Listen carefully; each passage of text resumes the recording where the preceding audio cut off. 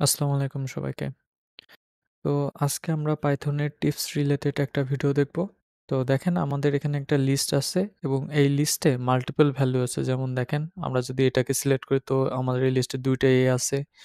আমরা যদি D টাকে সিলেক্ট করি ২ টা D আছে। আমরা যদি E টাকে সিলেক্ট করি ২ টা E আছে। তো এখন আমরা এমন একটা লিস্ট চাই যেখানে হচ্ছে জাস্ট একটা ভ্যালু থাকবে এরকম ২ টা ২ টা ভ্যালু থাকবে না।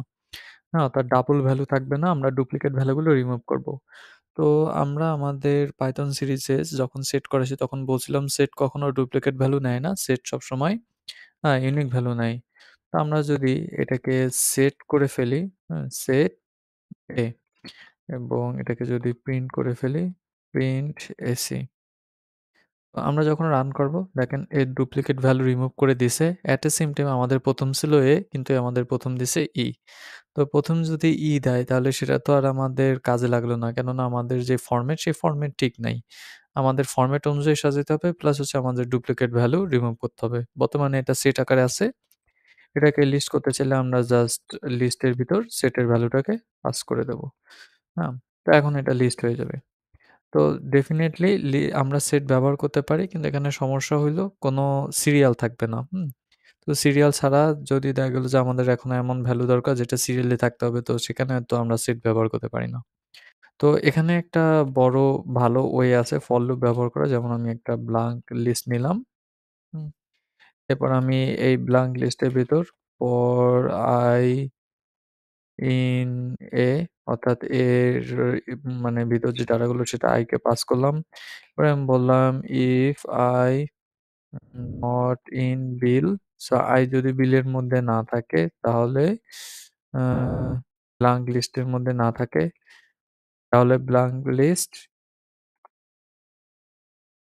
ডট অ্যাপেন্ড i এর ভ্যালু। সো এখানে আপনারা জানেন যে কি হচ্ছে আমরা একটা ব্ল্যাংক লিস্ট বানায় নিছি। এরপর আমরা সকল মানগুলো i এর ভিতর ট্রান্সফার করছি। এরপর আমরা বলছি যে এই বিলের ভিতর i এর যদি কোনো মান থাকে তাহলে সেটা নিবা না। যেই মানটা থাকবে না শুধুমাত্র সেটাই অ্যাপেন্ড করবা। তো এখন যদি আমি প্রিন্ট করি, প্রিন্ট বিএলএল সো এগেইন আমরা একটা লিস্ট পাবো। সো দেখেন আমি এখানে বলছিলাম যে এটা কিন্তু লিস্ট হবে।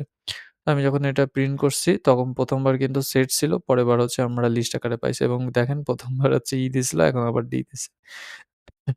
সো পরেরটাতে হচ্ছে আমরা আমাদের লিস্টের মতো ভ্যালু পাবো। যেখানে হচ্ছে A, D, B সবগুলো একটা ভ্যালু পাবো। তবে এখানে সমস্যা হলো আমাদের কোডটা করা লাগতেছে ৫ লাইনে। হ্যাঁ, ৬ থেকে ১০ পর্যন্ত আপনারা যদি গুনেন ১, ২, ৩, ৪, ৫ সো এই ৫ লাইনে আমাদের কোডটা করতে হচ্ছে। তবে সবচেয়ে মজার ব্যাপার হলো আমরা চাইলে এই পুরো কোডটা ১ লাইনেও করতে পারি। ১ লাইনে কিভাবে করব? এটা হচ্ছে ডিকশনারি মেথডে। তো ডিকশনারি মেথড সাপোজ আমি ডিসি দিলাম। কেননা ডিকশনারি হচ্ছে ডিআইসিটি। তো ডিকশনারি মেথডের ভিতরে একটা হচ্ছে ফ্রম কেস। এই ফ্রম কেসের ভিতর আমরা যদি কোনো ভ্যালু দিই, সাপোজ আমরা A দিলাম।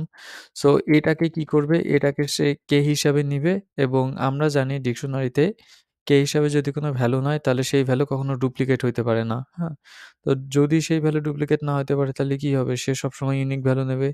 আমি যদি এখন রান করি obviously কিছুই দেখাবে না কেননা আমরা ডিসি প্রিন্ট করি নাই। So DC. সো এখন যদি আমি এটাকে রান করি দেখতে পাচ্ছেন যে আমাদের সব ইউনিক ভ্যালুগুলোই দেখাচ্ছে। ডুপ্লিকেট ভ্যালুগুলো কিন্তু দেখাচ্ছে না। যেমন ডি ডুপ্লিকেট ছিল, ডি ডুপ্লিকেট দেখায় নাই। তো সবগুলো আমাদের মানে যেই ভ্যালু সেই ভ্যালুটা হচ্ছে নান রিটার্ন করছে। তো আমাদের কি লাগবে? আমাদের শুধুমাত্র কে লাগবে, তাই তো? তো আমি বলে দিতে পারি আমাকে শুধুমাত্র কেস দাও। সো এখন যদি আমি রান করি আমি শুধুমাত্র কেসের ভ্যালু পাবো বা ডিকশনারি কেস। তো এটাকে যদি আমি লিস্টে কনভার্ট করি জাস্ট আমি লিস্ট নিয়ে নেব এবং ২ পাশে ২ টা ব্র্যাকেট দিয়ে দেব। তো এখন যদি আমি প্রিন্ট করি তাহলে দেখেন আমাদের ৩ টা ভ্যালুই ১ম ভ্যালুটা হচ্ছে সেটের যেটা একেক সময় একেকটা র‍্যান্ডম ভ্যালু দেখাবে। সো এটা রিকমেন্ডেড না। সেকেন্ড ভ্যালুটা হচ্ছে ফর লুপের মাধ্যমে। ফর লুপের মাধ্যমে আমরা টোটাল ভ্যালুটা খুব সুন্দরভাবে পেয়ে যাচ্ছি। কিন্তু এখানে আমাদের ৫ লাইন লাগতেছে এবং লাস্টের ভ্যালুটা হচ্ছে আমাদের ডিকশনারিতে আমাদের জাস্ট ১ লাইন লাগতেছে। সো ১ লাইন কেন লিখলাম? সাপোজ আপনি এখানে প্রিন্ট লিখে দিলেন।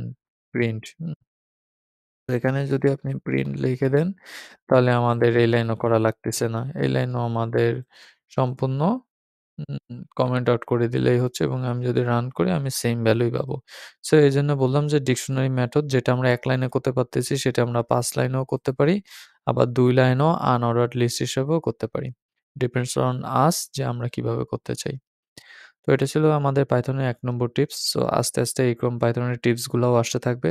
ততদিন পর্যন্ত সবাই সাথে থাকবেন আশা করি। আল্লাহ হাফেজ।